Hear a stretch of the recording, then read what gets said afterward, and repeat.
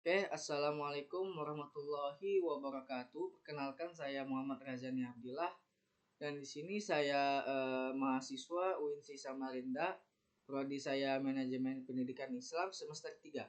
Dan di sini saya ingin menjelaskan sebuah buku karangan Prasetya, Indra dan kawan-kawan yang berjudul Administrasi dan Supervisi Pendidikan. Lanjut, di sini saya ingin membahas 5 pembahasan. Yang pertama itu pengertian, tujuan, kemudian manfaat, ruang lingkup, dan urgensi. Masuk ke pembahasan yang pertama yaitu pengertian.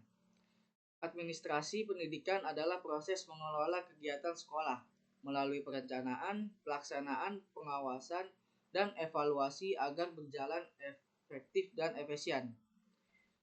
Kemudian supervisi itu merupakan pembinaan dan bimbingan bagi guru serta tenaga kependidikan supaya bekerja profesional, kreatif, dan inovatif. Jadi administrasi pendidikan itu intinya adalah proses mengatur dan mengelola semua kegiatan di sekolah, mulai dari perencanaan sampai evaluasi, supaya kegiatan belajar itu berjalan secara efektif dan efisien. Sedangkan supervisi pendidikan itu adalah kegiatan membimbing dan membina guru agar bisa mengajar dengan lebih profesional, kreatif, dan inovatif. Jadi pada intinya itu administrasi itu mengatur sistemnya, sedangkan supervisi membina orangnya agar kualitas pendidikan terus meningkat gitu.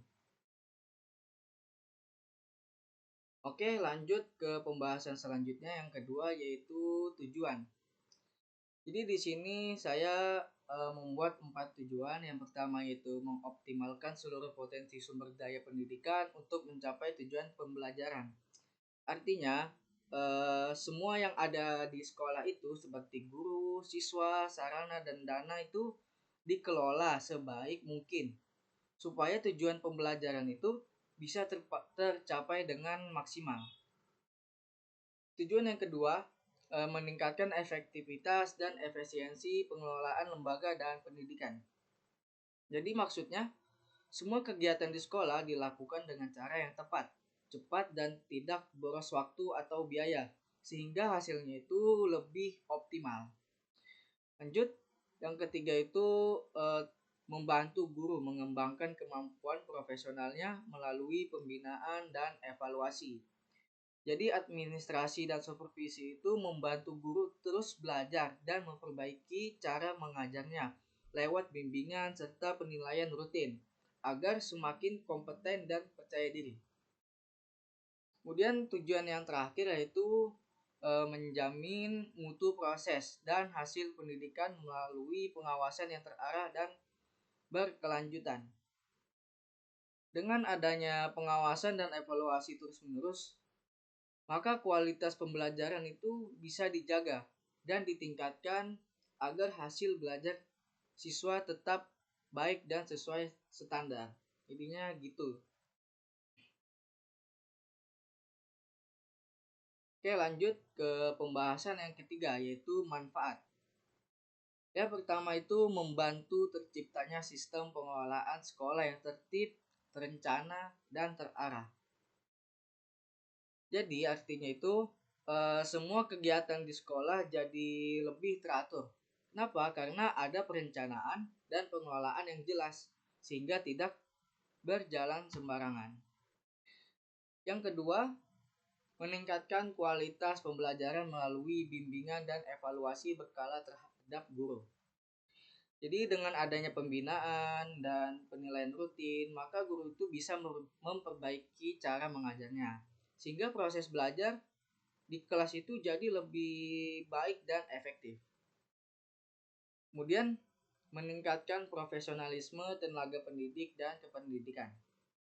Supervisi itu membantu guru dan staf sekolah untuk terus berkembang, bekerja sesuai aturan dan menjalankan tugasnya secara profesional. Jadi gitu. Kemudian yang keempat menumbuhkan budaya kerjasama.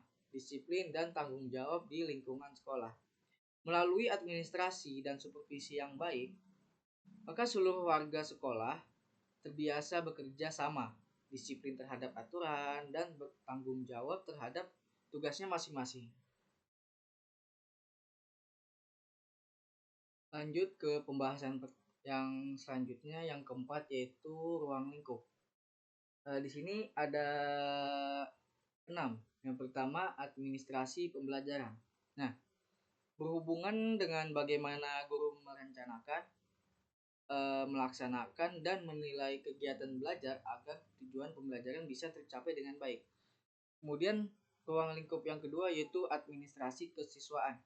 Jadi itu mengatur semua hal tentang siswa, mulai dari penerimaan, pembinaan, hingga pelayanan selama mereka belajar di sekolah. Lanjut, administrasi kurikulum. Jadi itu berfokus pada penyusunan, penerapan, dan penilaian kurikulum. Supaya apa? Supaya sesuai dengan kebutuhan siswa dan tujuan pendidikan. Gitu. Yang keempat, administrasi sarana dan prasarana. Mengelola fasilitas sekolah seperti ruang kelas, laboratorium, dan perlengkapan belajar agar proses pembelajaran itu berjalan lancar dan nyaman. Kemudian yang kelima, administrasi keuangan. Jadi itu mengatur penggunaan dana sekolah secara jujur, terbuka, dan bertanggung jawab untuk mendukung kegiatan pendidikan. Kemudian yang terakhir, administrasi kepegawaian. Jadi itu mengelola guru dan staf mulai dari penerimaan, pembinaan, hingga penilaian kinerja. Supaya mereka itu bisa bekerja secara profesional dan produktif. Lanjut ke pembahasan yang terakhir, yaitu urgensi. Administrasi dan supervisi pendidikan sangat penting untuk meningkatkan mutu pendidikan. Administrasi mengatur agar kegiatan sekolah berjalan teratur dan efisien. Sedangkan supervisi itu membina guru agar lebih profesional. Keduanya itu saling melengkapi, saling mendukung demi tercapainya pendidikan yang berkualitas. Jadi keduanya itu berperan langsung dalam meningkatkan mutu pendidikan. Administrasi itu berfungsi mengatur agar semua kegiatan sekolah berjalan teratur, efisien, dan sesuai tujuan. Sedangkan supervisi itu membantu guru meningkatkan kemampuan mengajarnya lewat bimbingan dan evaluasi yang terus dilakukan. Jadi tanpa administrasi yang baik dan supervisi yang efektif, maka kualitas pendidikan itu tidak akan bisa berkembang dengan maksimal. Oke, itu saja yang dapat saya sampaikan, yang dapat saya jelaskan. Mungkin itu saja ya. Kurang lebihnya mohon maaf. Saya akhiri. Assalamualaikum warahmatullahi wabarakatuh.